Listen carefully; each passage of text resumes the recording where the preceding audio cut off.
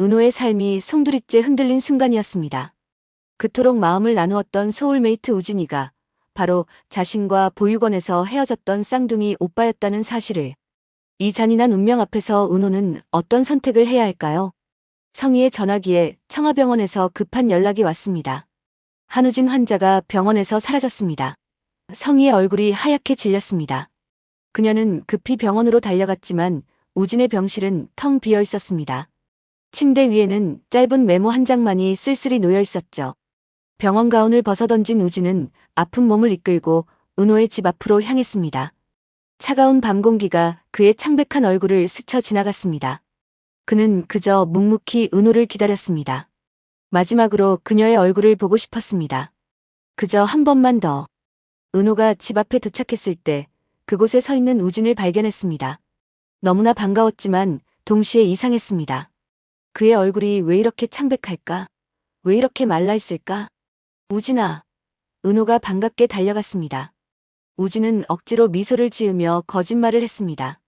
은호야, 할머니가 돌아가셔서 미국에서 급히 돌아왔어. 장례식 치르고 다시 가봐야 해서. 나중에 다시 보자. 하지만 우진의 눈빛은 말하고 있었습니다. 이게 마지막 일지도 몰라라고. 그는 은호의 손을 꼭 잡으며 간절하게 말했습니다. 은호야, 내 생모가 말하는 간이식 말이야. 절대 하면 안 돼. 절대로. 너 자신을 먼저 생각해야 해. 약속해줘. 은호는 우진이 자신의 편을 들어주는 것이 고마웠습니다. 고마워, 우진아. 내가 내 맘을 알아줘서 정말 고마워. 하지만 은호는 몰랐습니다. 이 대화가 얼마나 아이러니한 상황인지. 우진 자신이 바로 그 간이식이 필요한 사람이라는 것을. 한편 우진을 찾지 못한 성희는 점점 초조해졌습니다. 그녀는 경찰서로 달려가 형사에게 간절히 부탁했습니다. 제발 CCTV 동선을 확인해주세요. 꼭 찾아야 합니다. 제발요. 성희의 목소리는 떨리고 있었습니다. 우진을 못 찾으면 내 모든 계획이 물거품이 돼. 나는 끝장이야. 그녀는 병원 청소업체까지 동원해서 우진이 버렸을지도 모를 휴대폰을 찾기 시작했습니다. 그리고 마침내 휴대폰을 발견했습니다. 성희는 우진이 휴대폰을 포렌식했고 사진첩을 열어보는 순간 그녀는 얼어붙고 말았습니다. 사진 속에는 환하게 웃고 있는 우진과 은호가 있었습니다. 이럴 수가. 둘이 이미 아는 사이였어? 성희의 머릿속이 복잡해졌습니다. 하지만 이것은 기회일 수도 있었습니다. 은호가 우진을 찾을 수 있을지도 모른다는 희망이 생긴 것입니다. 다음 날 성희는 문전박대를 각오하고 은호의 사무실로 쳐들어갔습니다. 또 왜 오셨어요? 은호가 차갑게 물었습니다. 성희는 대답 대신 사진 한 장을 은호에게 건넸습니다. 은호는 짜증을 내며 사진을 보지도 않고 찢어버렸습니다. 하지만 바닥에 흩어진 사진 조각들 사이로 보이는 얼굴 바로 우진이었습니다. 은호의 손이 떨렸습니다. 그녀는 황급히 찢어진 사진 조각들을 주워 맞춰보기 시작했습니다. 그리고 완성된 사진 속에는 분명히 우진이 있었습니다. 내가 알고 있던 그 우진이가 바로 한우진이야. 간이식이 필요한 내 쌍둥이 오빠. 성희가 다그쳤습니다. 그 애가 너 때문에 사라졌어. 네가 간이식을 거부해서 희망을 잃고 병원에서 도망친 거야. 빨리 우진이를 찾아내. 우진이가 죽으면 그건 내 책임이야. 은호의 세상이 무너져 내렸습니다. 머릿속이 하얗게 변했습니다. 자신의 소울메이트가, 쌍둥이 오빠가 지금 죽어가고 있다니. 은호는 떨리는 마음으로 우진과의 추억을 하나하나 떠올렸습니다. 우진이, 너 지금 어디 있어? 어디로 간 거야? 그때 어젯밤 우진이 했던 말이 떠올랐습니다. 오두막에서 잘 거야. 그래, 그곳. 우리가 친구들과 함께 갔던 그 펜션. 은호는 급히 차를 몰았습니다. 제발, 제발 무사하기를. 제발 살아있기를. 은호의 눈에서는 눈물이 흘러내렸습니다. 펜션에 도착한 은호는 주변 산으로 오르기 시작했습니다. 그리고 나무 아래 쓰러져 있는 우진을 발견했습니다. 우진아, 우진아. 은호는 울부짖으며 우진을 흔들어 깨웠습니다. 다행히 숨은 쉬고 있었지만 의식은 없었습니다. 은호의 눈물이 우진의 얼굴에 떨어졌습니다. 119 구급대원들이 도착했고 우진은 급히 구급차에 실려 병원으로 이송되었습니다. 은호도 함께 구급차에 올라탔습니다.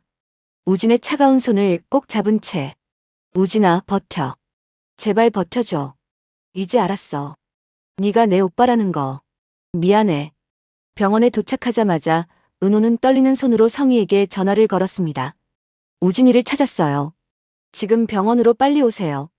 그리고 은호는 더 이상 망설이지 않고 말했습니다. 우진이가 회복되는 대로 바로 간이식 수술해요. 제가 간을 줄게요. 전화기 너머로 성희의 안도의 한숨이 들렸습니다. 잘 생각했어, 은호야. 하지만 성희의 머릿속에는 오직 우진만이 있었습니다. 은호도 자신의 딸이건만 그녀의 관심은 오직 우진에게만 쏠려 있었죠. 우진이야말로 자신의 야망을 이룰 수 있는 유일한 도구였으니까요. 은호도 이런 성희의 속마음을 어렴풋이 느끼고 있었습니다. 하지만 이제는 상관없었습니다.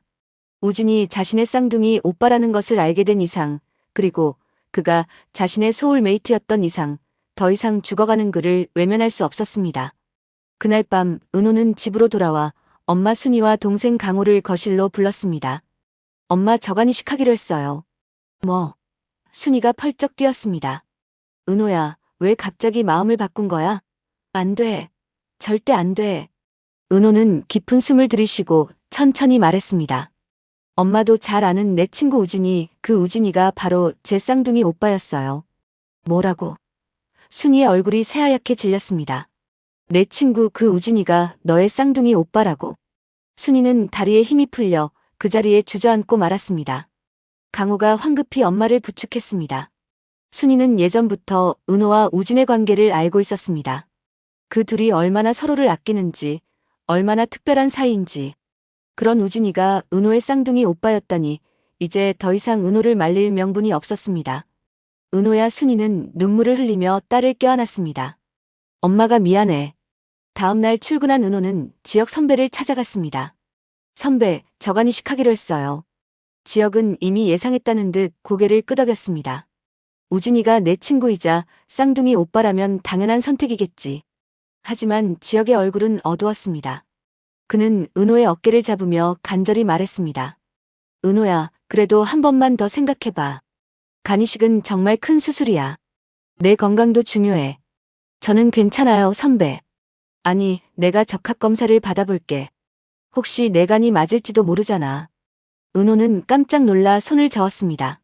선배, 무슨 말씀을 하시는 거예요? 선배가 왜 간이식 검사를 받아요? 절대 안 돼요. 지역은 더 이상 은호의 결심을 꺾을 수 없다는 것을 알았습니다. 그는 그저 수술대에 오를 은호가 걱정될 뿐이었습니다. 지역은 답답한 마음에 성재를 찾아갔습니다. 오랜 친구인 성재에게 그간의 사정을 털어놓았습니다. 그래서 은호가 결국 간이식을 하겠다고 한 거야. 나는 정말 걱정돼. 뭔가 석연치 않은 구석이 있다고. 성재는 지역의 말을 듣고 깊은 생각에 잠겼습니다.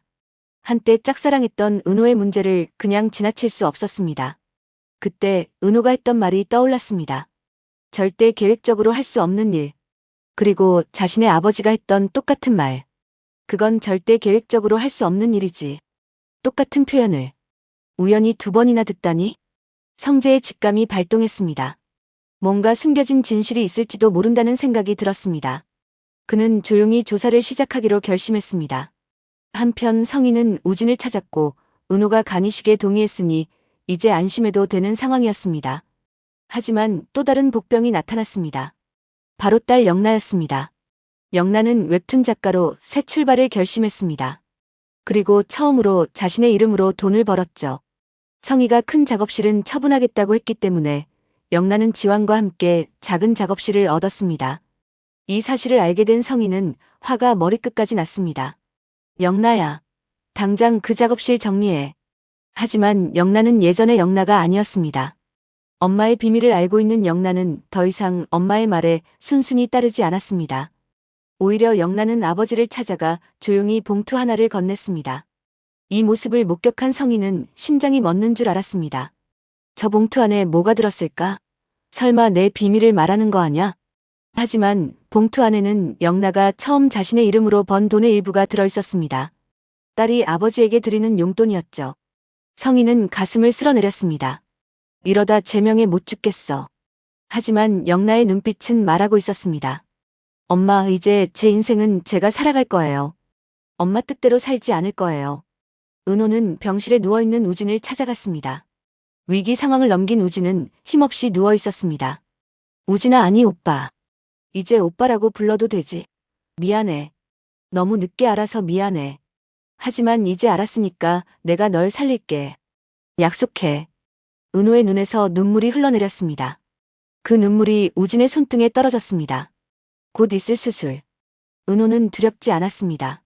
단지 우진이 건강하게 회복하기를, 그리고 그들이 진짜 남매로서 새로운 시작을 할 수 있기를 간절히 바랄 뿐이었습니다.